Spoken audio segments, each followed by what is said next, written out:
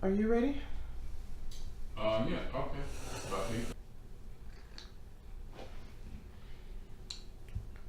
Shabbat Shalom, everybody. Shabbat Shalom, Judith. And we welcome you to another Shabbat Seder meal. And the Parsha for this week is called Phineas or Pinchas. And it's taken from Numbers 25th chapter, 10th verse, through the 30th chapter, 1st verse. And in my Torah, it's divided into three parts. First is punishment and reward, Numbers 25th chapter, 10th through the 18th verse. Of census and women's inheritance, Numbers 25th chapter, verse 19 to 27, verse 23. And lastly, offerings, festivals, vows of women, Numbers 28th chapter, verse 1 through 30th chapter, verse 1. And it begins, Vayedaber Adonai el Moshe lamor, Pinchas ben Eleazar ben Aharon HaKohen Hashiv et HaMatai Ma'al Bnei Yisrael Bekono et Kanati Kotom Velo Kaliti et Kanai Yisrael Bekanaati. The Lord spoke to Moses, the Lord spoke to Moses, saying, Pinchas, son of Eleazar, son of Aaron, the priest, has turned back my wrath from the Israelites by displaying among them his passion for me, so that I did not wipe out the Israelite people in my passion. Psalm 27. The Lord is my light and my salvation. Whom shall I fear? The Lord is the strength of my life. Of whom shall I be afraid?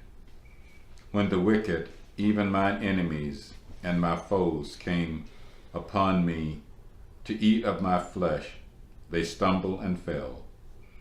Though an host should encamp against me, my heart shall not fear.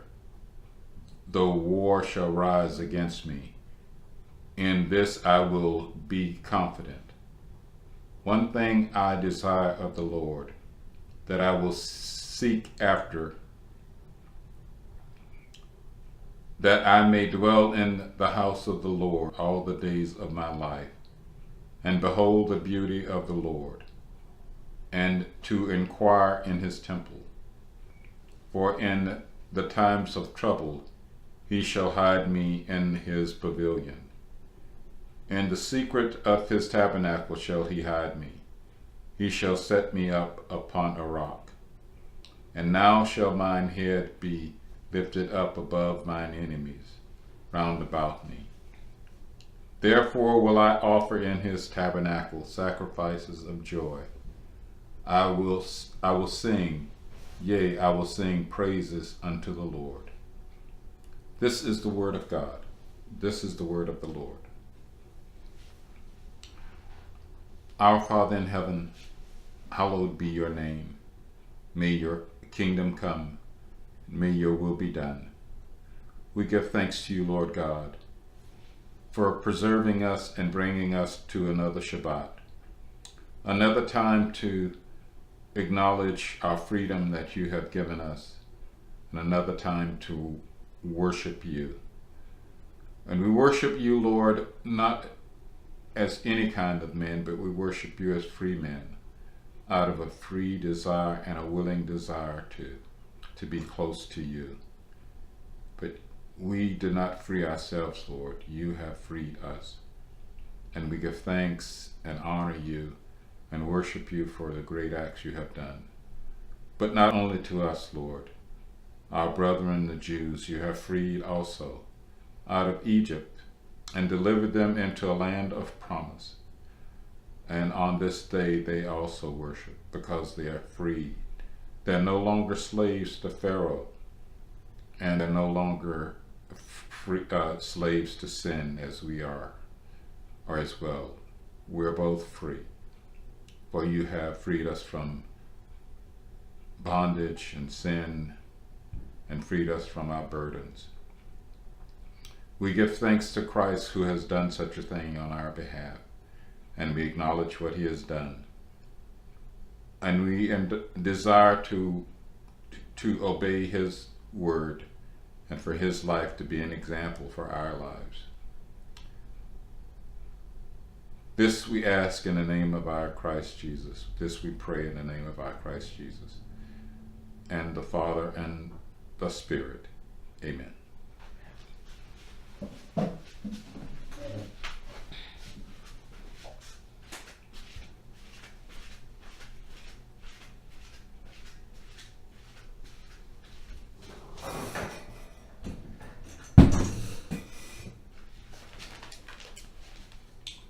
Baruch atah Adonai Eloheinu melech haolam, hamotze lechem means thou art. Blessed art thou, Lord our God, King of the universe, who gives us bread from the earth.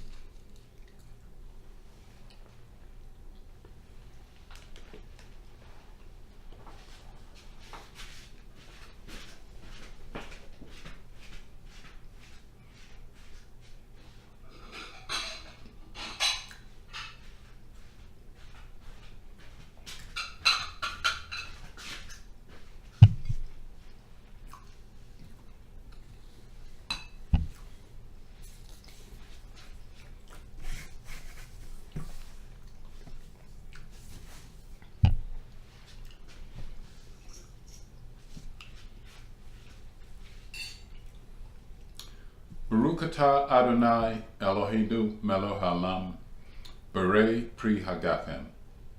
Blessed art thou, Lord our God, King of the universe, who gives us the fruit of the vine.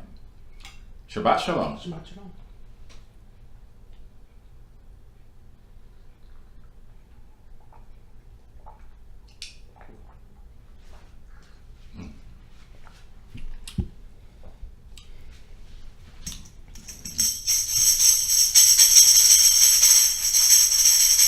Shabbat shalom. Shabbat shalom. Shabbat shalom. Shabbat shalom. Shabbat, Shabbat, Shabbat, Shabbat shalom. Shabbat shalom. Shabbat shalom. Shabbat, Shabbat, Shabbat, Shabbat shalom. Shabbat, Shabbat, Shabbat, Shabbat shalom. Shabbat, Shabbat, Shabbat, Shabbat shalom. Shabbat shalom. Shabbat shalom. Shabbat, Shabbat, Shabbat, Shabbat shalom. Shabbat shalom, everybody. Shabbat shalom.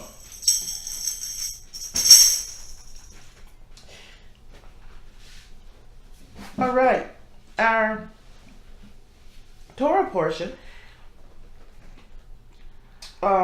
takes over from what happened last week. If you remember, there was a great sin. One of the Israelites brought a Midianite woman over to his companions in the sight of Moses and the whole community, and Pinchas, the Nubian, the son of Eleazar, killed him. And so he stemmed the plague that God brought against him. And so this is where we are. And so, John, if you would read for us the first part, because this is entitled Punishment and Reward, and it's from Numbers 25, verse 10 through 18. Didn't think I was going to call on you so soon, huh? Well, no, I didn't. But okay. And the Lord spake unto Moses, saying, Phineas, the son of Eleazar, the son of Aaron, the priest, has turned my wrath against the children of Israel, while he was zealous for my sake among them, that I consume not the children of Israel in my jealousy. Wherefore say, Behold, I give unto him my covenant of peace, and he shall have it, and his seed after him, even the covenant of an everlasting priesthood, because he was zealous for the Lord, zealous for his God, and made an atonement for the children of Israel. Now the name of the Israelite that was slain, even that was slain with the Midianite woman, was Zimri, the son of Zalu, a prince of the chief house of Simeonites. And the name of the Midianite woman was a woman that was slain was Kobai, the daughter of Zur. He was head over a people and of a chief in Midian. And the Lord spake unto Moses, saying, Vex the Midianites and smote them, for they vexed you with their wiles, wherewith they have beguiled you. Interesting word. Mm-hmm. Beguiled you in the matter of Peor, and the matter of Cosbi, the daughter of the prince of Midian, their sisters, which was slain in the day of the plague of Peor's sake. I say that I stopped reading and said, wow, because of this word beguiled. Mm-hmm. And I immediately thought of Eve saying that the serpent beguiled her. Mm-hmm. Phineas, from one teacher, says that he was not well thought of when he had done this. I guess partly because even nowadays he does not get a lot of respect. Couple of reasons. One, they said he acted as judge, juror, and executioner when he did this. Now, obviously he did do it. He didn't consult with anyone. Not like the time when the guy was picking up sticks where they didn't know what to do with him. And even in this situation, they didn't know what to do. Moses was forgot not all his teaching, but he forgot a good portion of the teaching. He just didn't know what to do. He was crying at the temple. And Phineas took action not out of hatred for this man and woman. In fact, this man and woman were people of highest esteem. These were princes in both groups. So he had nothing personal against this fellow or this woman. Mm-hmm. And what he had was passion for God and wanted to stop what was basically a denial of God, an immoral act that God hates, and wanted to avenge God. That's it. He had nothing against these two people, but they were trying. Basically, what this came about when we said it last week. We talked about Balaam and Balak, and what Balaam said. Well, basically, if you want to destroy the people, you got to get them to do something God hates. God hates morality and idol worship. So they use immorality mm-hmm. and idol worship. So he said, well, just have your women have immoral sex with them. Basically, you'll destroy them, and that will be the end of them. And that's what was done. So Phineas did this action, and what happened, God basically confirmed what he was doing, and what he was doing was good and proper by giving him an everlasting priesthood. And I wonder if the priesthood, well, technically, in a sense, maybe the priesthood was not from one generation to the next generation, because the priesthood was only given to those who were living at that time. Mm-hmm. So what Phineas set up was an everlasting priesthood from generation to generation to generation, whereas when it was initially set up, it was for only those who were living at that time. Otherwise, had God not stepped in, they probably would have killed Phineas for what he had done, because they were probably thinking, oh, well, he was just a vigilante. Mm-hmm. But that wasn't the case at all. But Phineas, out of pure love for God, ended the plague because he killed those two people who were desecrating the temple of God. And God confirmed that what he was doing, or what he did, was the right thing to do, because Moses and the other people were ineffective. What was the wasn't Moses' first wife a Midianite woman? She was Zipporah. Zipporah? She was was Jethro Midianite? I don't think. No. I'm thinking that Moses, at least some of the teachers think that, well, Moses may have married a Midianite woman, or What was she called a Midianite? She wasn't called a Midianite woman. no. I don't think so. No, Jethro was the priest of Midian. Maybe so. Yeah, okay. So, and they were thinking that, well, maybe that's why Moses didn't act, because, it was almost like a relative, or a descendant, and maybe that's why he didn't act. Another thing that occurred to me somewhat, God gave his command for Israel not to be immoral, to have a high moral standard. Not to the Midianites at that time, or did he? Because when Phineas took vengeance, he just didn't take it against the Israelite guy, he took it against both. Mm-hmm. It's almost like saying, well, wait a minute, the woman had no instruction. Well, apparently something else was going on, because they were partners there. Maybe it's like Adam and Eve were, if just Adam, if God had just told Adam and not Eve, well, wait a minute, she didn't tell me. So there is something where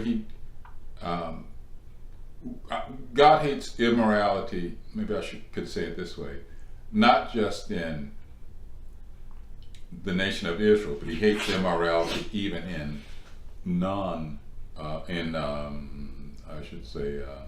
Gentile countries, right. Gentile as well. Right. But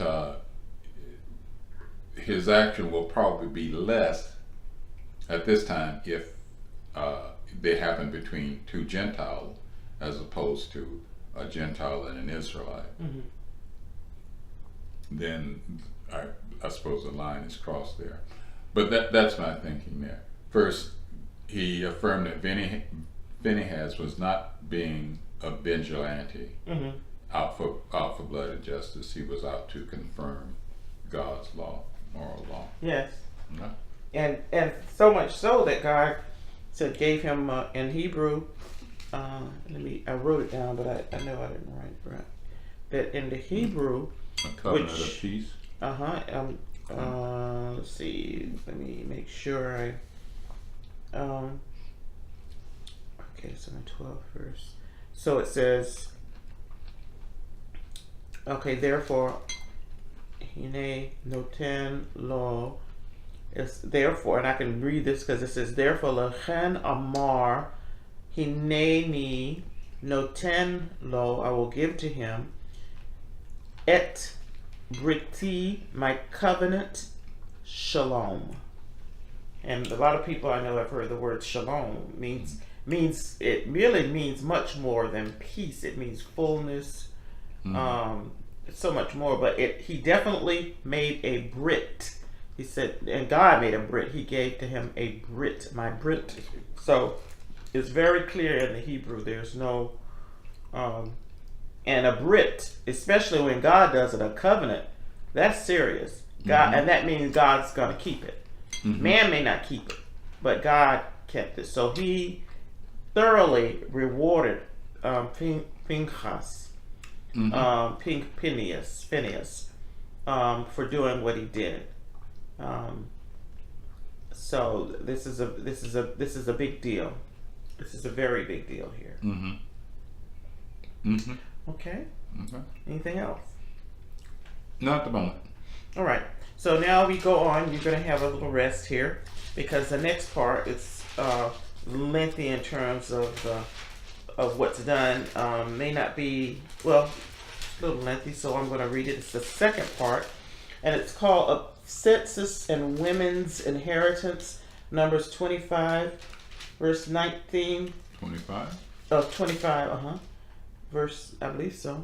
We just finished 25.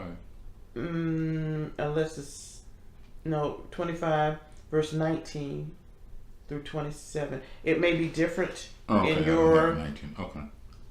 In your verse 19, 25, 19. It's just one verse left. I don't know if it's different in your Bible. Could be. Through 27, 23. And this is going to be talking about the census. And then at the end, something very important. So I'm going to read through the 26th verse, and then you can read from the 27th verse 1 through 23. Okay. All right. When the plague was over, the Lord said to Moses and to Eleazar, son of Aaron, the priest, take a census of the whole Israelite community from the age of 20 years up, by their ancestral homes, all Israelites able to bear arms. So Moses and Eleazar the priest, on the steppes of Moab, at the Jordan near Jericho, gave instruction about them, namely, those from 20 years up, as the Lord had commanded Moses. The descendants of the Israelites who came out of the land of Egypt were Reuben, Israel's firstborn, descendants of Reuben; Enoch, the clan of the Enochites; of Palu, the clan of the Paluites; of Hezron, the clan of the Hezronites; of Carmi, the clan of the Carmites. Those are the clans of the Reubenites. The persons enrolled came to 43,730.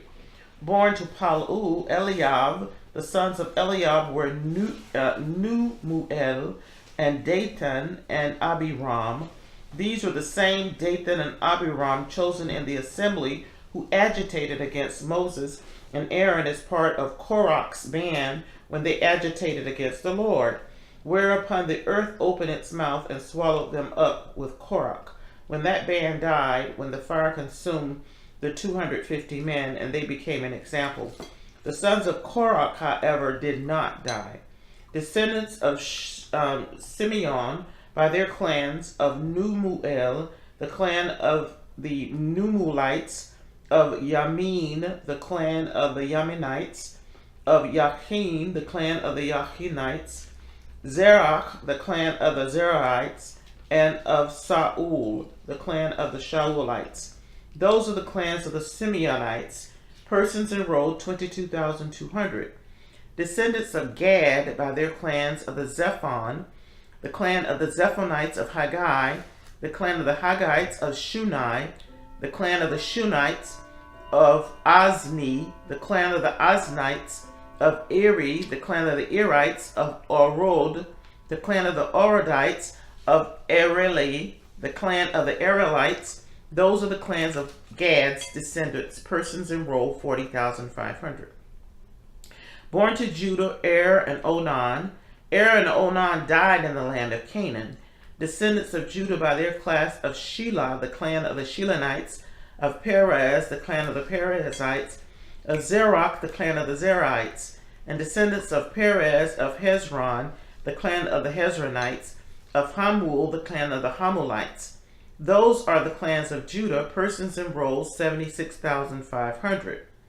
Descendants of Issachar by their clans, Tola, the clan of the Tolites, of Puvah, the clan of the Punites, of Yashub, the clan of the Yashubites, of Shimron, the clan of the Shimronites. Those are the clans of Issachar, persons enrolled 64,300. Descendants of Zebulun by the clans of the Zered, the clan of the Zeredites, of Elon, the clan of the Elonites, of Yalil, the clan of the Yalilites. Those are the clans of the Zebulunites. Persons enrolled 60,500. The sons of Joseph were Manasseh, and Ephraim by their clans. Descendants of Manasseh, of Machir, the clan of the Machirites. Machir begot Gilead, of Gilead the clan of the Gileadites. These were the descendants of Gilead. Ezer, the clan of the Ezerites. Helek, the clan of the Helekites. Of Ashriel, the clan of the Ashrielites. Of Shechem, the clan of the Shechemites. Of Shemida, the clan of the Shemidites. Hefer, the clan of the Heferites. Now Zelophehad, son of Hefer, had no sons, only daughters. The name of Zelophehad's daughters were Machlah, Noach, Hoglah, Milcah, and Tirzak. Those are the clans of Manasseh. Persons enrolled 52,700. These are the descendants of Ephraim by the clans of Shethelah, the clans of the Shethelites, of Becher, the clan of the Becherites, of Tahan, the clan of the Tahanites. These are the descendants of the Shethelah, of Aaron, the clan of the Aaronites. Those are the class of Ephraim's descendants. Persons enrolled 32,500. These are the descendants of Joseph by their clans. The descendants of Benjamin by the clans of Bela, the clan of the Belanites of Ashbel, the clan of the Ashbelites of Ahiram, the clan of the Ahiramites of Shephupham, the clan of the Shufamites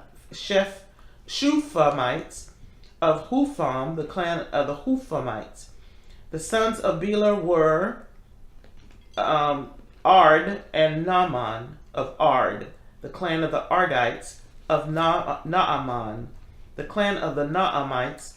Those are the descendants of Benjamin by their clans. Persons enrolled 45,600. These are the descendants of Dan by the clans of Shuham. The clan of Shuhamites, those are the clans of Dan by their clans. Of the clans of the Shuhamites, persons enrolled 64,400. Descendants of Asher by their clans of Imnah, the clans of the Imnites, of Yishvi, the clan of the Yishvites, of Beriah, the clans of the Berites. Of the descendants of Beriah, of Heber, the clans of the Heberites, of Malchiel, the clan of the Malchielites. The name of Asher's daughter was Serach. These are the clans of Asher's descendants. Persons enrolled 53,400. Descendants of Naphtali by their clans, of the Jazreel, the clan of the Yazreelites of Guni, the clan of the Gunites of Yazer, the clan of the Yazerites of Shilem, the clan of the Shilemites. These are the clans of the Naphtalites. Clan by clan, persons enrolled 45,400. This is the enrollment of the Israelites, 601,730. The Lord spoke to Moses, saying, Among these shall the land be apportioned, as shares according to the listed names. With larger groups increase the share, with smaller groups reduce the share. Each is to be assigned the share according to its enrollment. The land, moreover, is to be apportioned by lot, and the allotment shall be made according to the listings of their ancestral tribes. Each portion shall be assigned by lot, whether for larger or smaller groups. This is the enrollment of the Levites by their clan. Of Gershon, the clan of Gershonites. Of Kohath, the clan of the Kohathites. Of Merari, the clan of the Merarites. These are the clans of Levi. The clan of the Libnites, the clan of the Hebronites, the clan of the Machalites, the clan of the Mushites, the clan of the Korites. Kohath begat Amram. The name of Amram's wife was Jochebed, daughter of Levi, who was born to Levi in Egypt. She bore to Amram Aaron and Moses and their sister Miriam. To Aaron were born Nadab and Abihu, Eleazar and Ithamar. Nadab and Abihu died when they offered alien fire before the Lord. Their enrollment of 23,000 comprised all males from a month up. They were not part of the regular enrollment of the Israelites, since no share was assigned to them among the Israelites. These are the persons enrolled by Moses and Eleazar the priest, who registered the Israelites in the steppes of Moab at the Jordan near Jericho. Among these, there was not one of those enrolled by Moses and Aaron the priest when they recorded the Israelites in the wilderness of Sinai. For the Lord had said of them, "They shall die in the wilderness." Not one of them survived except Caleb, son of Jephunneh, and Joshua, son of Nun. Now you can start at 27, verse 1 to 23. Okay. Then came the daughters of Zipporah, Zelophehad, the son of Hephor, the son of Gilead, the son of Machir, and the son of Manasseh, and the families of Manasseh, the son of Joseph. And these are the names of his daughters: Machlah, Noah, Hoglah, Milhah, and Tilzah. And they stood before Moses and before Eleazar the priest and before the princes and all the congregation by the door of the tabernacle of the congregation, saying, Our father died in the wilderness, and he was not in the company of them that gathered themselves together against the Lord in the company of Korah, but died in his own sin, and had no sons. Why should the name of our father be done away from among his families, because he had no sons? Give unto us therefore a portion among the brethren of our fathers.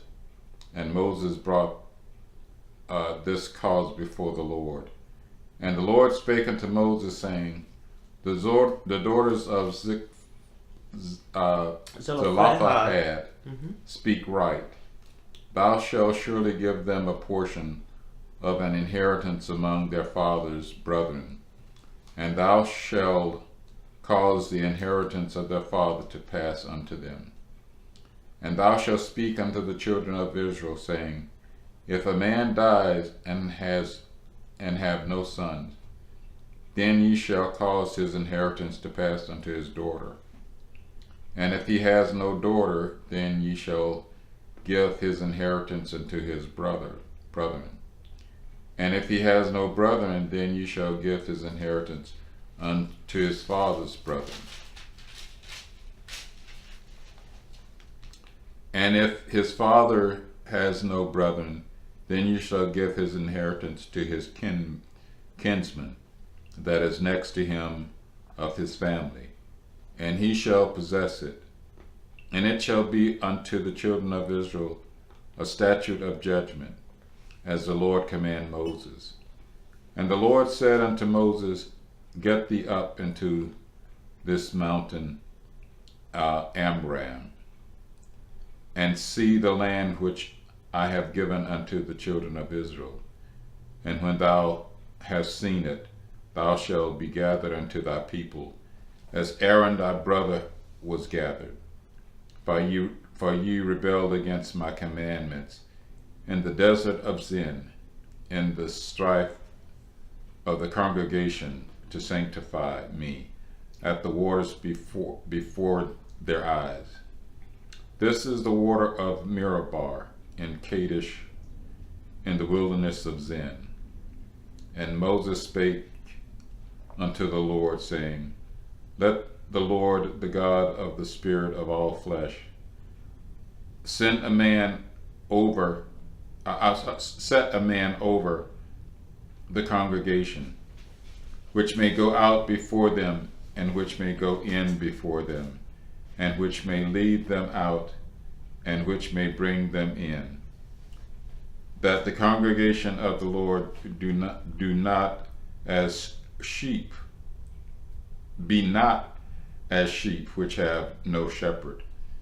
And the Lord said unto Moses, Take thee Joshua the son of Nun, a man in whom is the Spirit, and lay thine hand upon him, and set him before Eleazar the priest, and before all the congregation, and give him a charge in thy sight. And thou shalt put some of thine honor upon him, that all the congregation of the children of Israel may be obedient. And he shall stand before Eleazar the priest, who shall as counsel of him after the judgment of Urim before the Lord. At his word shall they go out, and at his word they shall come in, both he and all the children of Israel, with him, even all the congregation. And Moses did as the Lord commanded him, and he took Joshua and set him before Eleazar the priest, and before all the congregation. And he laid his hand upon him, and gave him a charge as the Lord commanded, by the hand of Moses. Okay, that stops 23. Right. Okay. Okay. I don't know if I'm going to take this backwards or not, but we'll take piece by piece. I'm not sure. Well, let's go back to the census. Okay. Where they're taking a census for military purposes, if I'm not mistaken. That's what I'm understanding. Yeah. And so you have the census taken, and who's who. Matter of fact, it clarifies some things. Excuse me. It clarifies who the daughters of Zelophehad are. They came from the tribe of Manasseh. It talks about Moses' parents among the Levites, who they were. The name of Amram's wife is Jochebed, daughter of Levi, and she bore to Amram Aaron, Moses, and their sister. So it kind of clarifies a little bit who was who. And then it tells about Aaron's son, Abinadab and Abihu, who were killed because they offered strange fire. So this, I didn't think it was going to offer as much clarification as it did, but it did, and it also, tells what tribe these people were from, like the rebellion, the Korites, Dathan, all of them. They were from the tribe of Simeon, I believe. Is that right? I thought it says Simeon. I meant to. Descendants of Simeon by their tribes. No, I'm not. It wasn't Simeon. I'm sorry. Korah, the company around. Oh, it was from Reuben. First Reuben. Reuben. Yeah, Reuben. Descendants of Reuben. I'm sorry, Simeon. It's from Reuben, and that the. Oh yeah, we talked about that because they thought they should be, because Reuben was the firstborn, they should have a much more prominent road. Right. And so, this part right here gives a whole, it doesn't seem like it would, but it does. It even talks about Judah, whose sons and Onan died in the land of Canaan. And so we know that Judah's descendants were from his daughter-in-law Tamar. Was it Tamar? Mm-hmm. Right. Who Judah would not give his younger son. Right. Was it Shelah? And so she went ahead and I've forgotten the name of the thing it's called when she wants her husband's seed to be lifted up. So she has twins, Perez and Zerach. Mm-hmm. So again, it even goes into that. So it clarifies a lot at the same time, giving a census, but it tells what happened to these tribes during their formation and their journey, the things that happened to them, why some of the children were killed or whatever. So this is a very detailed and reminder of what happened to each of the tribes and excuse me. So in addition to being a census, a military census, it tells the history of the tribes as they get ready to enter into the land. It also reminds us that Joseph had two sons who he gets two portions of the inheritance. One for his son Manasseh, and the other for Ephraim. So this is very, very detailed. Okay. Okay. Anything? I'm sorry. Yeah. Well, this is, as you mentioned, this is the second census, and I didn't total it up, but from the handout, it's saying that this census there was about 2,000 less people. So the census was a little bit less, and this one was done by Moses and Eleazar, and the format was a little bit different. I think the first one went more into the genealogy than this one did. So this one, as you mentioned, was set. They were planning for war. The other one was not. But I guess maybe it's since Moses is going to pass the authority to the next generation. I'll put it that way to Joshua. When they came out of Egypt, there was a counting, and when he's passing off to Joshua, there's another counting, so he knows how many people he's handing off. One teacher put it this way, maybe jumping ahead, that God wants to show Moses how to treat his people, because Moses is going to it shows how God treats his people, because Moses will later on ask God to show how I'm getting mixed up here, but it has to do with the relationship of how God sees his people and also how Moses sees God's people. So there's kind of a transition here. We mentioned a part of the 5 daughters who did not have brothers, so they wanted an inheritance in the land, and they wanted an inheritance because of, one, their love of the land. They wanted to be mothers in that land. They wanted to have children in that land, and they didn't want their father's name to go out, to die out. And they mentioned he died in the wilderness, and some think he was the guy that was picking up sticks. Right, right. So they made a distinction that, well, he didn't die from the rebellion. He died in his own sin. So he was, he just didn't die natural causes. He died because of sin. And many think that he was the one that was picking up sticks, and that's why he died in that sin. They were mothers, and they were women, and they wanted to have children in Israel for love and compassion to God and to follow his laws. The other thing that I want to bring out,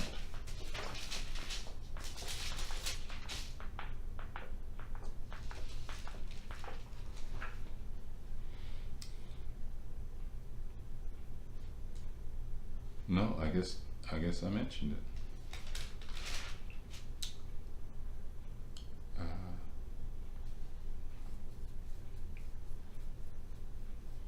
Well, one important thing that we have here occurring, very important, is that God has told Moses he's about ready to die.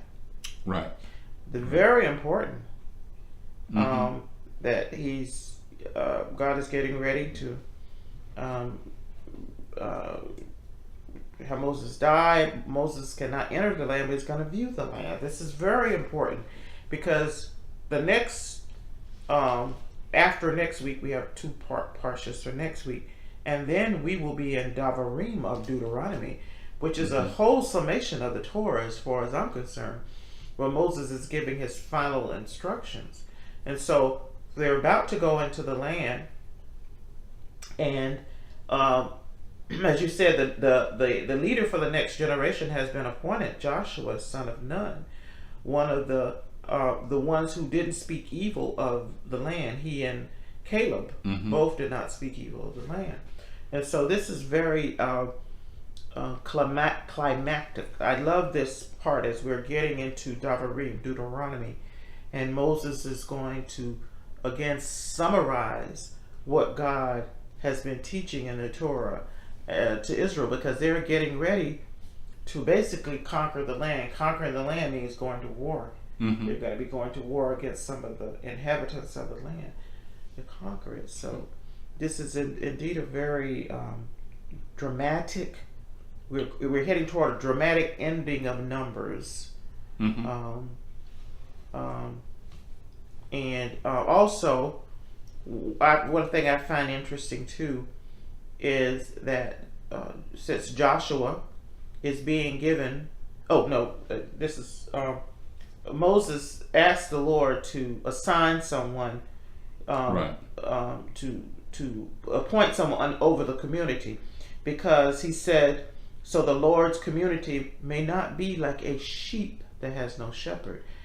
I wish I could think of it right now, where it's probably one of the prophets where it says that Israel was a sheep that had no shepherd. I'm not sure if it was Isaiah or Jeremiah that talks about them having no shepherd, and the shepherd that they're waiting for, as Moses will tell them, it's a shepherd that's like Moses, as we'll find out, and that's the shepherd, and that's Yeshua, Jesus, the Messiah, who will be the shepherd who is the ultimate shepherd over Israel.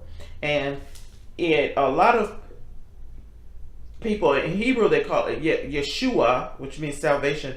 A lot of them call him Yehoshua, the same name that Joshua had. There's a parallel here, is what I'm saying. Joshua is leading the nation of Israel, as will the ultimate shepherd lead the nation of Israel in the land. The land. No, I underline that before you were talking, and just reiterated it, but only a different part. And I can't think of, one of the teachers mentioned when Moses was talking to God, he said, "Let the Lord, the God of the spirit of all flesh," and there was significant meaning about this spirit of all flesh, and I can't think of it now. But what he wanted them to have a leader, and it says, which may go out before them, and which may come in before them, and which may lead them out, and which may bring them back in. And one teacher was saying, well, it sounds like he's saying the same thing twice. But it actually saying two different things. To go out and come back in, out, back in. A leader has to have the ability to lead, to say what to do and what not to do. But more importantly, he must say what to do and what not to do at the right time. So he's asking for a leader who can tell the people, because you can tell people the right thing at the wrong time and it just falls flat. Right. Or you can tell them the wrong thing at the right time, it falls flat. So he wants a leader that can lead and is so in tune with the people, he can say the right thing at the right time and the people would follow him. So it's kind of a timing issue. And I'll have to think about the teaching when the spirit of all flesh. Perhaps he is warning God to put his spirit into that person so that they can lead. I think that's what he's alluding to there. But I think I've finished up what I was going to say there. Okay. All right, if you finished up, then we will take a break before we go to the third part, which is called Offerings, Festivals, and Vows of Women, and which will again, it really is giving a summation, a really beautiful summation of the feast of the Lord and what is required for sacrifice during these feasts. So it's again a lot of summation. These things have been talked about before, but we will summarize them again, because I know God knows that with his people, that his people are stiff-necked, and you have to repeat, like you said, you have to repeat something at the right time, or else it goes over people's head. And that's why he keeps repeating again what has been said before. There's nothing new under the sun, as Solomon said, and he's maybe repeating it at this time because Moses is getting ready to die, and so Moses is trying to give them the 30 verse 1. And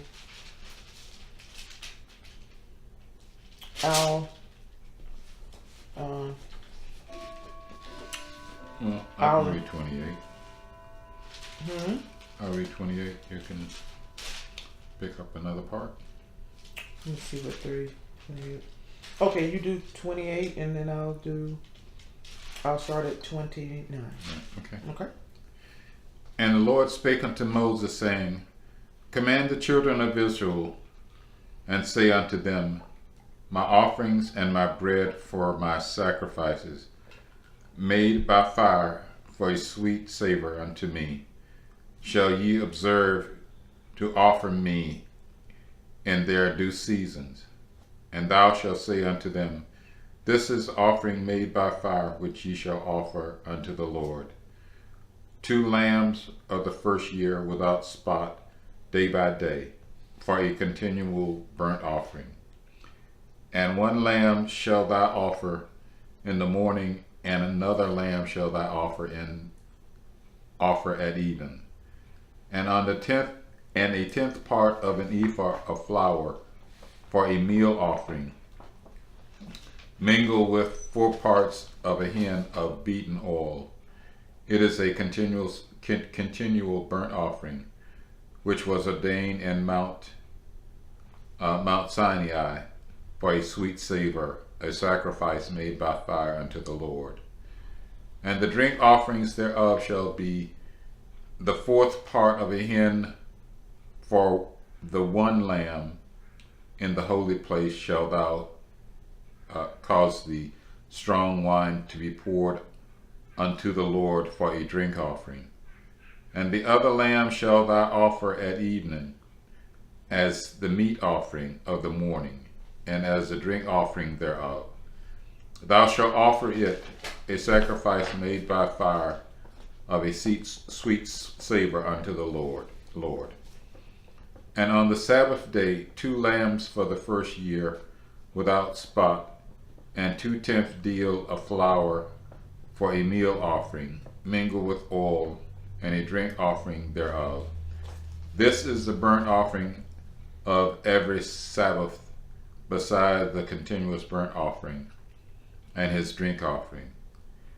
And in the beginning of your month ye shall offer a burnt offering unto the Lord, 2 young bullocks, and 2 rams, 7 lambs of the first year without spot, and 3/10 deal of flour for a meat offering, mingled with oil, for 1 bullock, and 2/10 deal of flour for a meat offering, mingled with oil, for 1 ram, and a several tenth deal of flour mingled with oil for a meat offering, unto 1 lamb for a burnt offering of a sweet savor, a sacrifice made by fire unto the Lord. And their drink offering shall be half an hin of oil unto a bullock, and a 1/3 part of a hin of a ram, and a 1/4 part of a hin unto a lamb. This is the burnt offering for every month throughout the month of the year. And 1 kid of the goats for a sin offering unto the Lord shall be offered, besides the continuous burnt offering, and his drink offerings. And in the 14th day of the first month is the Passover of the Lord. And in the 15th day of this month is the feast. 7 days shall unleavened bread be eaten, and in the first day shall be an holy convocation. You shall do no manner of servile work therein, but ye shall offer a sacrifice made by fire for a burnt offering unto the Lord, 2 young bullocks, and 1 ram, and 7 lambs of the first year. They shall be unto you without blemish. And their meat offering shall be of flour mingled with oil. 3/10 deal shall ye offer for a bullock, and 2/10 deal for a ram. A several 10th deal shall thou offer for every lamb throughout the 7 lambs, and 1 goat for a sin offering, to make an atonement for you. You shall offer these beside the burnt offerings in the morning, which is for a continual burnt offering. After this manner ye shall offer daily throughout the 7 days the meat of the sacrifice made by fire of a sweet savor unto the Lord. It shall be offered besides the continuous burnt offering and the drink offerings. And on the 7th day ye shall have a holy convocation. You shall do no servile work. Also in the day of the first fruit, when ye bring a new meat offering unto the Lord, after your wheat be out, you shall have an holy convocation. You shall do no servile work. But ye shall offer the burnt offerings for a sweet savor unto the Lord, 2 young bullocks, 1 ram, 7 lambs of the first year, and their meat offering of flour mingled with oil, 3/10 deal unto 1 bullock, 1/10 deal unto 1 ram, a several tenths deal unto 1 lamb throughout the 7 lambs, and 1 kid of the goat, to make an atonement for you. You shall offer them beside the continuous burnt offering and his meat offering. They shall be unto you without blemish, and their drink offerings. Okay. And this, Ethan? Yes. Okay. In the 7th month, on the first day of the month, you shall observe a sacred occasion. You shall not work at your occupations. You shall observe it as a day when the horn is sounded. You shall present a burnt offering of pleasing odor to the Lord, 1 bull of the herd, 1 ram, and 7 yearling lambs without blemish. The meal offering with them, choice flour with oil mixed in, shall be 3/10 of a measure for a bull, 2/10 for a ram, and 1/10 for each of the 7 lambs. And there shall be 1 goat for a sin offering to make expiation in your behalf. In addition to the burnt offering of the new moon, with its meal offering and the regular burnt offering with its meal offering, each with its libation as prescribed, offerings by fire and pleasing odor to the Lord. On the 10th day of the 7th month of the same 7th month, you shall observe a sacred occasion when you shall practice self-denial. You shall do no work. You shall present to the Lord a burnt offering of pleasing odor, 1 bull of the herd, 1 ram, 7 yearling lambs. See that they are without blemish. The meal offering with them of choice flour with oil mixed in shall be 3/10 of a measure for a bull, 2/10 for 1 ram, 1/10 for each of the 7 lambs. And there shall be 1 goat for a sin offering, in addition to the sin offering of expiation, and regular burnt offering with its meal offering, each with its libation. On the 15th day of the 7th month, you shall observe a sacred occasion. You shall not work at your occupations. 7 days you shall observe a festival of the Lord. You shall present a burnt offering and offering by fire, pleasing odor to the Lord. 13 bulls of the herd, 2 rams, 14 yearling lambs, they shall be without blemish. The meal offerings with them, of choice flour with oil mixed in, shall be 3/10 of a measure for each of the 13 bulls, 2/10 for each of the 2 rams, and 1/10 for each of the 14 lambs. And there shall be 1 goat for a sin offering, in addition to the regular burnt offering, its meal offering and libation. 2nd day, 12 bulls of the herd, 2 rams, 14 yearling lambs without blemish, and the meal offering and libations for the bulls, rams, and lambs in the quantities prescribed, and 1 goat for a sin offering, in addition to the regular burnt offering, its meal offering and libations. 3rd day, 11 bulls, 2 rams, 14 yearling lambs without blemish, the meal offering and libations for the bulls, rams, and lambs in the quantities prescribed, and 1 goat for a sin offering, in addition to the regular burnt offering, its meal offerings and libations.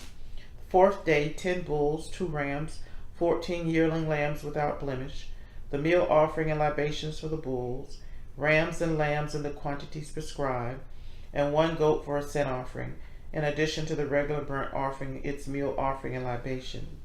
5th day, 9 bulls, 2 rams, 14 yearling lambs without blemish, the meal offering and libations for the bulls, rams, and lambs in the quantities prescribed, and 1 goat for a sin offering, in addition to the regular burnt offering, its meal offering and libation. 6th day, 8 bulls, 2 rams, 14 yearling lambs without blemish, the meal offering and libations for the bulls, rams, and lambs in the quantities prescribed, and 1 goat for a sin offering, in addition to the regular burnt offerings, its meal offering and libations. 7th day, 7 bulls, 2 rams, 14 yearling lambs without blemish, the meal offering and libations for the bulls, rams, and lambs in the quantities prescribed, and 1 goat for a sin offering, in addition to the regular burnt offering, its meal offering and libation. On the 8th day, you shall hold a solemn gathering. You shall not work at your occupations. You shall present a burnt offering, an offering by fire, pleasing odor to the Lord. 1 bull, 1 ram, 7 yearling lambs without blemish, the meal offerings and the libations for the bull, the ram and the lambs in the quantities prescribed, and 1 goat for a sin offering, in addition to the regular burnt offering, its meal offering and libations. All these you shall offer to the Lord at the stated times, in addition to your votive and freewill offerings, be they burnt offerings, meal offerings, libations, or offering of well-being. So Moses spoke to the Israelites just as the Lord had commanded Moses. All right. Well, let me say this before I forget. Okay. I think it refreshed my memory. Actually, these almost sounds like the same sacrifice that were in Leviticus. We read this before, yes. Yes, but these apply when they are in the land. Mm-hmm. But this is how God wants his people to treat him. And what Moses was saying, that he wanted God to treat his people a certain way by giving them a good leader. Mm-hmm. So it's essentially Moses asking God to treat his people a certain way, and God is saying, okay, I want my people to treat me a certain way. Mm-hmm. And that's through the sacrifices. Mm-hmm. And how God treats his people is by putting his spirit in his leaders, and, mm-hmm. and thereby, I'm going to say, put his spirit in his people. Mm-hmm. So that's what I gathered from much of this. Now, I didn't do the math. Someone else said if you add up all the bull offerings, they come up to 70. I don't know, maybe it does. And I said to myself, 70? Why does that seem? Mm-hmm. Why does that ring a bell? Mm-hmm. And that was the number of people, men, that went down to Egypt. Mm-hmm. And they counted the number of rams too, and I forgot what that number paralleled to. I forgot the number. Was it? I don't know if it was. Hold on. That may have been on your handout. Mm. But I can't remember now. But it was interesting. Mm-hmm. There's a lot of animals, and I'm saying they didn't have that many altars to do all that burning. Mm-hmm. But I couldn't figure it out. But there was a lot of people. I don't know if they gave the sacrifices by tribe, but they did it by family. Mm-hmm. Boy, the Levites would be overwhelmed. Plus, they only had so many altars to burn things on. Mm-hmm. But I don't know exactly the lay of the land or how it was done. It was a big altar. If you ever seen a picture, It was. This would have to be huge. It was huge. It was. Okay. If you, I'll have to show it to you. I mean, it was because it sat. If I'm not mistaken, it sat on. I think it was carving of bulls. It was like two facing one direction, two facing the other, two facing north and south. So it sat on a carving or a bull, if I'm not mistaken. Okay. But the representation I saw, it was huge. It was huge, and then also that's why they said they needed. That's why the temple had to be near water supply, because they were going to use a huge amount of water while they're doing all this sacrifice. But it was a well engineered machine. It wasn't helter skelter. Everybody had a particular duty to do, and there were a lot of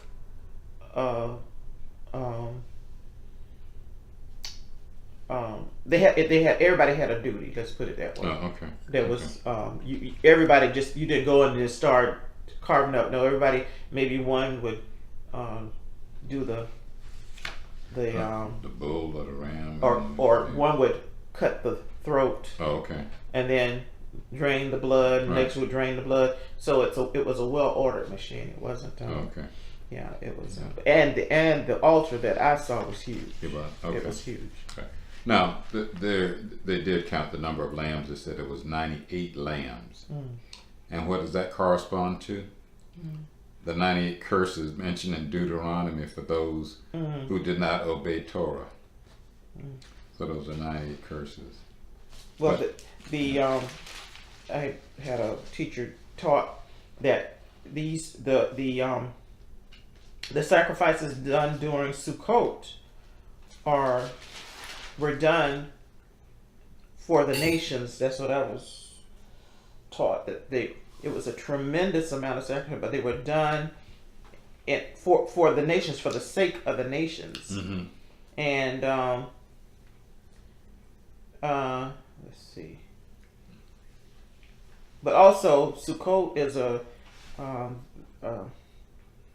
very tremendous feast day. Also, its meaning is tremendous. So they sacrifice a whole lot Mm-hmm. during this time because this is a time from Rosh Hashanah to Sukkot. Although some are saying Rosh Hashanah is when Feast of Trumpets is when the Messiah is set to return at the final trump. But Sukkot is many scholars believe is the time that he was born. Mm-hmm. So you'd have to if you thought logically, you said, well, something special is going on this time because they're doing an awful lot of sacrificing here. Mm-hmm. So something significant must be going on. Right. So, and that's why I heard a teaching recently, and it made sense that we've been mistaught when we read the scripture and it says nobody knows the date or the time of the Lord's return. Well, that's not true because God is very orderly, and He's given us a pattern of what He's like and what and each feast is a symbol of something. And many scholars now again or believe that again during the Feast of Trumpets, which is referred to as the trumpets, and it said at the last trump, there are several trumps that are sounded during Rosh Hashanah, or the Feast of Trumpets, and during the last trump, and nobody knows when the last trump is done because they have to look at the moon, and no, it comes in they said they can't. It was difficulty in calling when the exact day would be, so that's why they say it's called. It's a euphemism. Nobody knows the date or time because it's difficulty in establishing the exact time during Rosh Hashanah, and that's why it's held for 2 days in Israel, I believe, not here.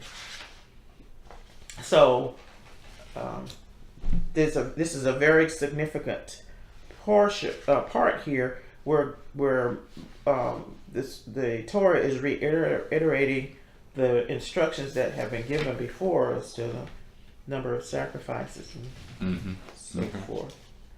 So, and again, it puts you in the mood, in the mind. Here we are in July, but we're really getting ready for the High Holy Days. We're looking toward that because it begins. Let me just see here. Looking at my calendar. Rosh Hashanah starts the evening of the 9th of September. Wow, that's kind of early. Well, yeah, it seems a little early. The first day of Rosh Hashanah is the 10th. The second day is the 11th. And then Yom Kippur begins the evening of the 18th of September. And then Sukkot begins the evening of the 23rd of September. So we're very close. This July, August, it's coming up on us real quick. So it's going to be an exciting time. Okay. Anything else? No.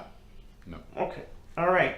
So again, we're going on to the conclusion of Numbers, and we're heading toward Devarim or Deuteronomy. And so next week we have 2 Torah portions. The first is entitled Matot, and that's the tribes, and that's taken from Numbers 30th chapter, 30th chapter, 2nd verse through the 32nd chapter, the 42nd verse. And it begins, Ve'yedaber Moshe el Roshi ha-matot lebanei Yisrael lamor, ze hadavar asher tzav Adonai. Moses spoke to the heads of the Israelite tribes, saying, This is what the Lord has commanded. And the second Parsha is entitled Masai, or Wanderings, from Numbers 33:1 through 36:13. It looks like I may have written that wrong.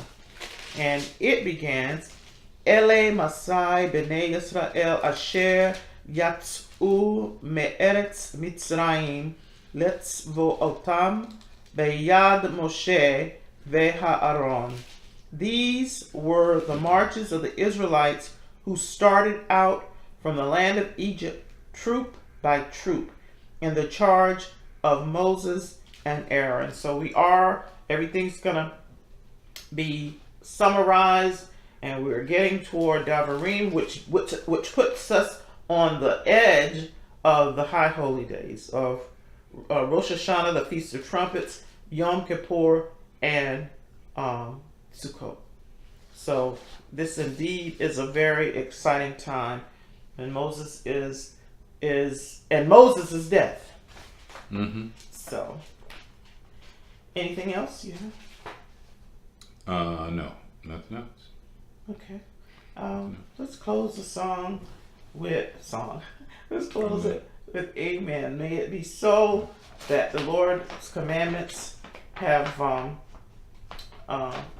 been laid out. All of the things that how He desires to be worshipped have been laid out, and may it be so. May we do as He's commanded. May we continue to do as He's commanded. Amen. Amen. Amen. Amen. Amen. Amen.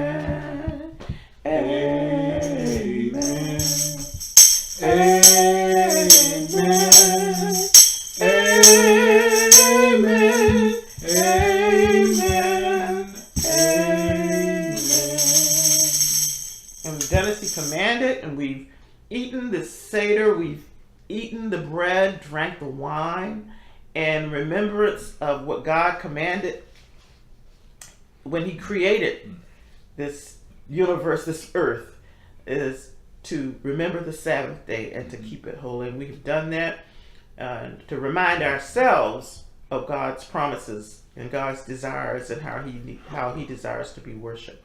And so as we head toward the high holy days, which are high holy days in that He was born during Sukkot, mm-hmm. and He will return on one Rosh Hashanah. He will return, mm-hmm. and so we that's why we look with anticipation at these high holy days, because it is possible that He could return. And so we continue to ask the Lord during this Shabbat to teach us His ways, to show us the path that He would desire us to walk in. And so may we have a Shabbat Shalom and Shavua Tov. Shabbat Shalom, Shavua Tov.